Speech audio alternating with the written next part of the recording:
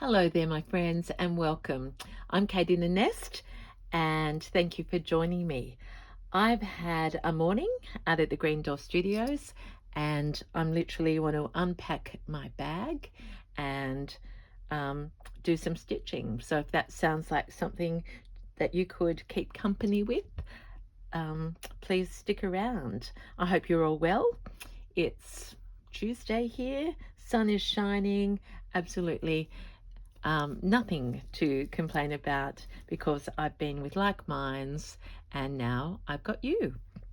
So this is my Hope Tote, which now is really taking shape as a carry-all craft bag or a bag just to carry everything with me. So that's, I'm sharing that story on a different part of my. I took out this, which is my little carry-all pouch today. I like mixing these around. When I say carry-all, it's something I made from vintage quilt that I got from Beck. There's a Beck Fluoro zip. Beck is from Sobe, and there's my wallet and other bits and pieces in there. So I like it because it matches. I could take it into a shop separately and I can't lose it because the fluoro stands out. So by the way, I'm getting more and more enamored of having zippers on pouches. So here's the lucky dip. We'll get the bits out and then we'll talk about them.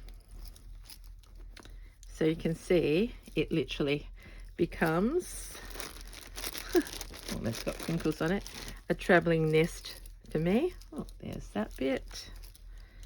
Scissors, bits and pieces that fall out, gifts from Lisa who sat beside me, stray cottons, stray chenille snips. And the great thing about this, it's becoming sort of heavy and densely worked, so I love holding it in my hands. So it's a reason why I can't wait till March to start that. Seeing I'm flying to Perth on the 1st of March, I'll pin that out, pin and maybe compose it so that I can spend a lot of time stitching in Perth on that piece. Okay, since I've seen you last, which I think was last week, I've run a workshop at Green Door, which was wonderful. It was a story pouch, and I've shared some photos on Instagram already, just a couple of, the many pieces that were made around the table. I'm going to talk more about that in my newsletter. So I'm coming up to my March newsletter. I've had a lot of you join, so thank you so much. And it's all about the sharing and spreading the tale. So that just reminded me I have something very, very, very special, and it's here. Okay, I sat beside Vicky, and Vicky is a maker and she does all sorts of things. She had brought down a piece of vintage, I think it was a supper cloth with lots and lots of birds on it. She put one on her piece, and then at the end she said, would you like a bird? And I was very humbled, and I said yes, but only on the proviso that I can put it on my husband and share that story. So there we are. Vicky's bird, the bluebird of happiness, is now nesting in these flowers on my much loved horsewhip that I talk all the time about. So I don't know whether I'll have time to actually make a Perth collection before I go to Perth, but certainly that's something that I will be keeping in mind. So that went to the Green Door with me, and the story continues. I took my Fleur book out that I started with Fleur, but I didn't actually work on that. So you've seen that piece pop up a couple of times. I'm actually got some different things in mind for this book. So that wasn't worked on. This piece I have reworked since you have seen it. This is the one where my scrappy bits I cut up. And you probably can't recognize it because it hasn't got much, but this is an embryonic pouch at this point. But I do have the feature flower that I shared at the workshop. In here, I've just got lots of bits and pieces, and this is the Liberty pack that I bought from Lucillo last year, and I'm going to take that to Perth with me. I was going to use some pieces, but I will save that. So there's a pouch that is in progress, and here are my threads. And what a wiggledy-piggledy set that is. We had new people there, we had friends, and we just walk in and it's like always like a reunion. So I'll just sort my threads so I know where to go for them, and my little bits of scraps and bits. I'll put that to the side, and probably the main piece that I'm working on is my treasure nest. I started this one in Wellington, and I made the undertaking that she would come to Perth with me. So still a lot of embellishing to do, but I'm excited. It's layer upon layer, and I'm working on the inside and the outside. So while I chat with you, let's continue on this work.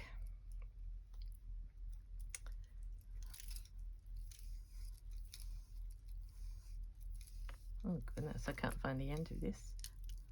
So the great thing about my nests, which are really fabric bowls, I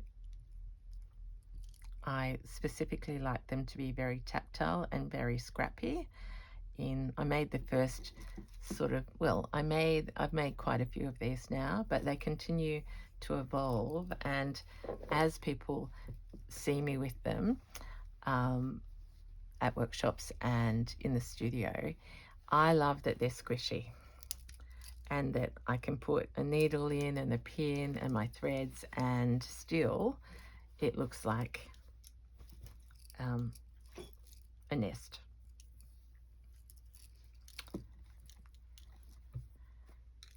So here is one of the feature embroideries from, oh gosh, this is a long thread, from Sunday's workshop. As we all know, these are getting rarer and rarer and harder to find. So I very much am segueing to multiple different bits of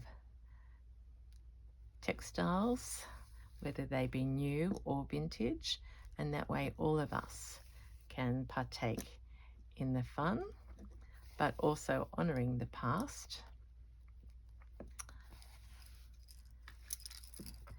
And this was from a particular tablecloth that I've probably shown you at some point, but I can't at all remember where I got it from. And the gouache paint proved very popular. So like others, this will probably change colour at some point. Meaning everyone at the workshop got one of these, and very few of them stayed white.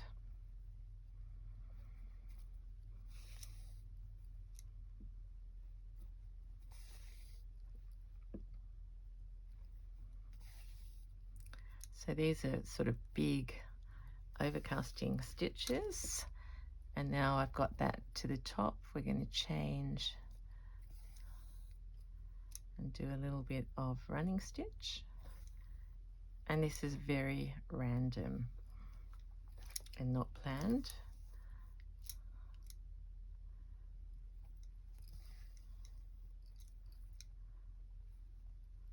Very free, if you want to use that word.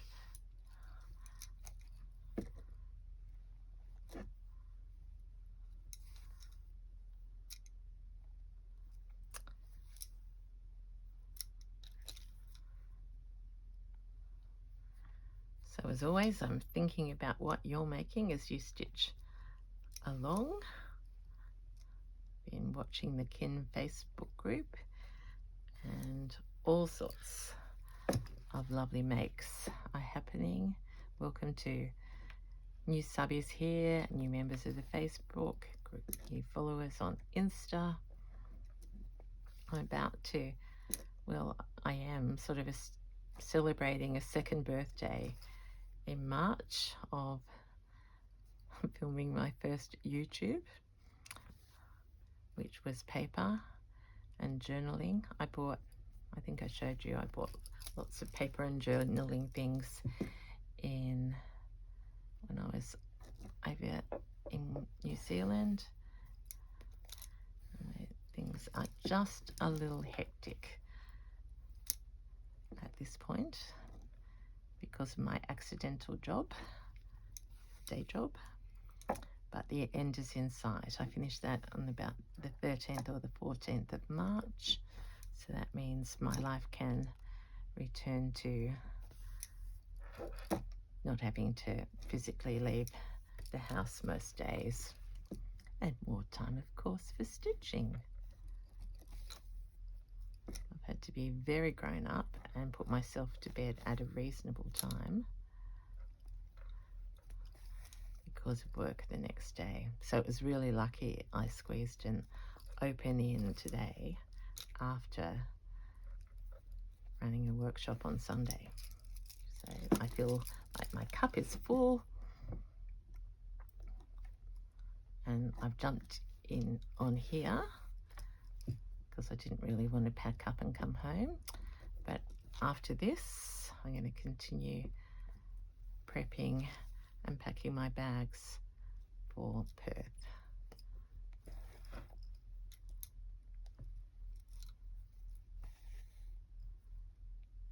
So greetings to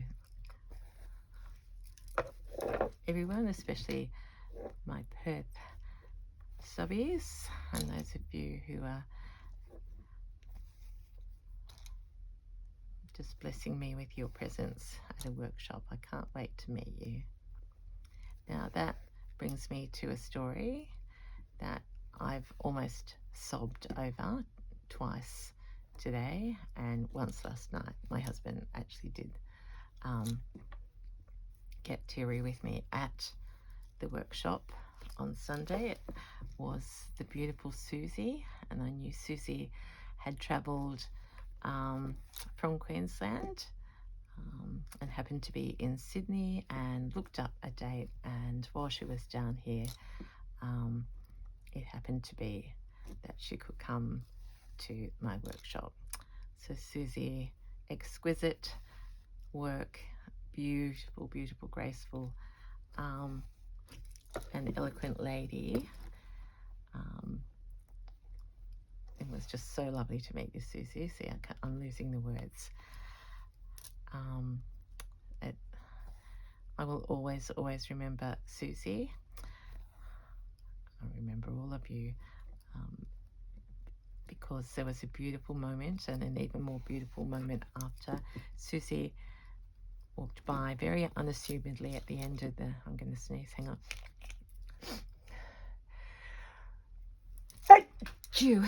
And workshop, and said that she had a little something for me that she'd made, and she walked on. I said, thank you so much, you didn't have to. And then I didn't open it until Sunday night, which I was just so joyous about. And then I got a follow-up email from Susie last night, which told me the story of the why behind the gift that she gave me. Now I'm going to keep that private, but I feel so honoured and so touched, and I'm sure that Susie wouldn't mind me showing you the product of her hands to celebrate not only her fine work but who she is as a woman. So my present, just need to rewrap it so you get the beautiful sense of it. Okay, you may not know this, but oh my goodness, I've had the biggest fight with my iPhone in between me talking to you about this gift. So if I disappear suddenly, I've deleted so many hours of footage, but it might go away. So I'm not being rude, it's just one of those times. So Susie gifted me this beautiful doily with a swan under a tree. Like, just makes my heart sing. That is divine, and I will keep that and treasure it. And then within it, I've had her on today, this beautiful angel name badge. And if you can see, I'm just in awe of every part of this. The finest stitching in such happy colors, tiny, tiny little flowers, daisies and Kate, and look, she's got a necklace on and beautiful eyes, and I just love the hair. So I just think that is just adorable. I'm just looking at her with my ring and just feeling so blessed, A, to meet you, Susie, and B, to be able to wear that. So I had that on at the Open Studio today. So in a place of preciousness, and now back to stitching until suddenly I hear a click, and then I will be gone again. So really it's a midweek stitch along. And I do notice that some people are starting to count the days until a change of season. And here we are yet finishing up summer with, we'd probably describe it as you never know what to expect every day, but what has been a feature has been humidity this time.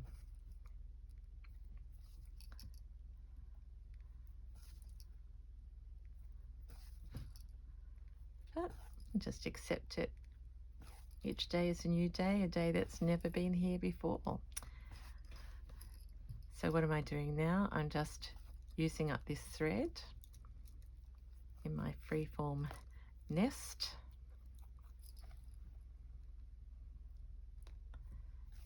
And what else is news with you? Just going to leave a little pause for you to say it out loud.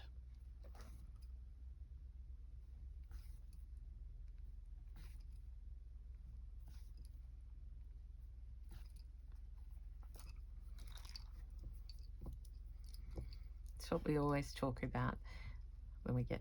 Okay, it happened again, and none of us really find it relaxing to stop and start so many times. So this is going to be my last little update on my nest that I'm making.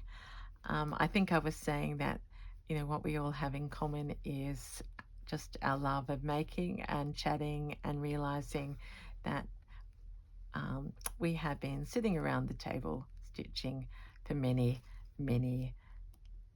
you know, for all of history really, and it's cultural, and it just makes us happy being together.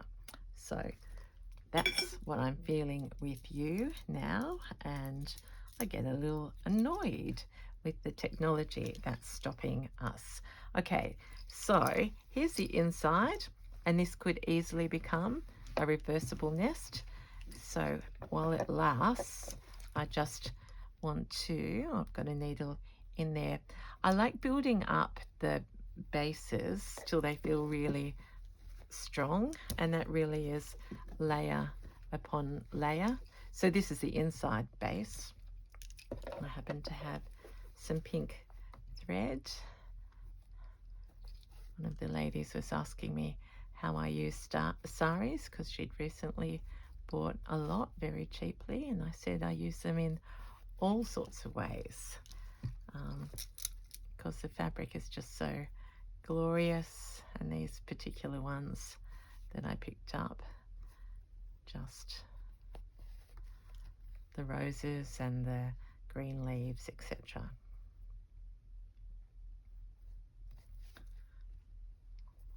Bit of a scrap there. And a frill, remember this is going to hold whatever I want it to. And it's just a different way of looking at storage. See, my husband said that this one could be a hat. There's a rabbit that I used the other day, and Kristen's featured that on her piece. So really I'm sort of ruching and just digging into this fabric. Free as a bird. So excited that the beep hasn't happened yet.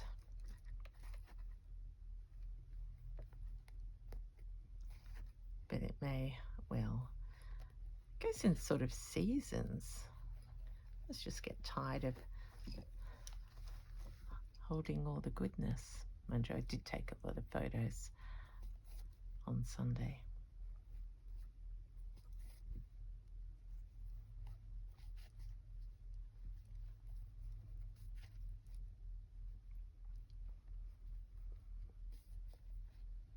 One of the girls there today, Martina, was new, and she lives on a farm, and she says that she collects nests all the time, like real nests, and just never ceases to be amazed at the construction and what the birds use, both a combination of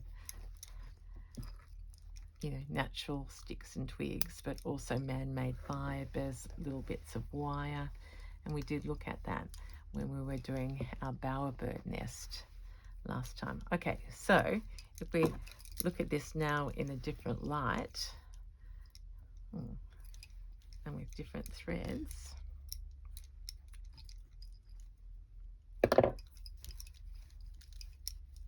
we've got rabbit on the outside. We've got lots more opportunity. Look at that. That's I've just gone over and over that because I love shirring.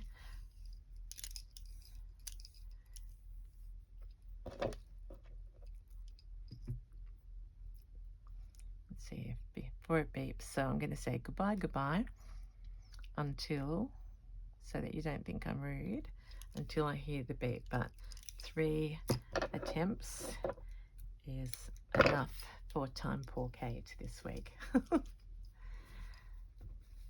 I'd love to use some of that, but I won't. I won't use that. What have I got here at the moment? This is pretty beautiful, everyone. That's the Rosebuddy fabric that I bought back from, found on that last day of thrift shopping.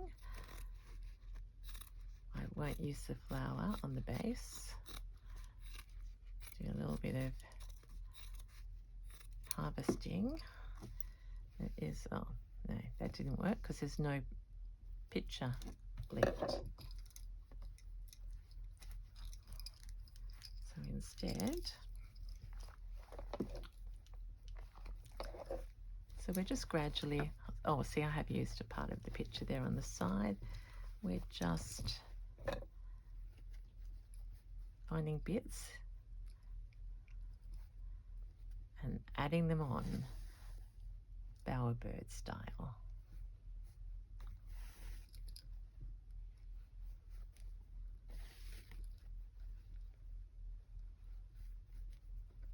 To cover the blanket. And of course it doesn't matter that some of the blanket is still showing. That's part of the comfort, the nurturing, the sanctuary of a nest. Oops, we're still going.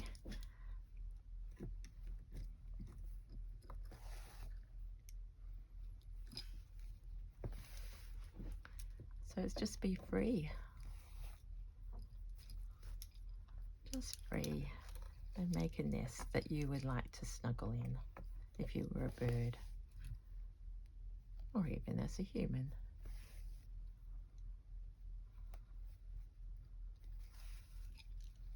Okay, I'll leave that little bit up and tuck something else underneath. I used that, a lot of those birds the other day. I've got a little bit there, but I'd save that for there. Here's a little, actually I might use this as a little mini make. And I will actually, because this is the base, let's put that mini make onto here because it will strengthen the base, and then I can still mini make with it. Now, if you're not a random person, you might be finding this a little bit on the extreme, which it is. But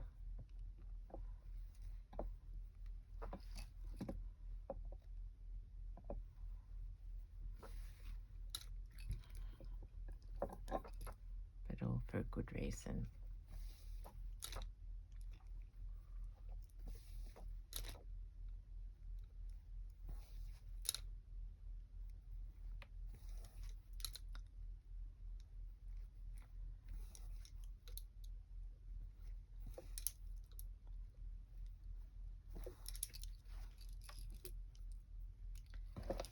And just a thing about the threads, someone said, do you try and match them? And I said, well, sometimes, but see, I just was going on that other pink, and now I've added this on because it was in the needle. So let's have a look at how that's, yep, that's fitting in there. And I will just get that to shape. So now, because the needle appears to have fallen off, I'm actually going to choose this moment to stop before we have to go through that process again. So look, there's our treasure nest taking shape. It's a very bold one. And we can go, like we could be making these for Easter or for anything, but now I've turned it this way, be easier to pin.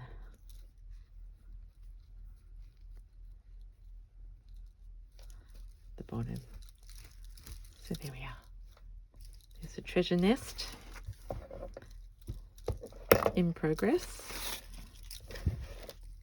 in my nest after a happy day.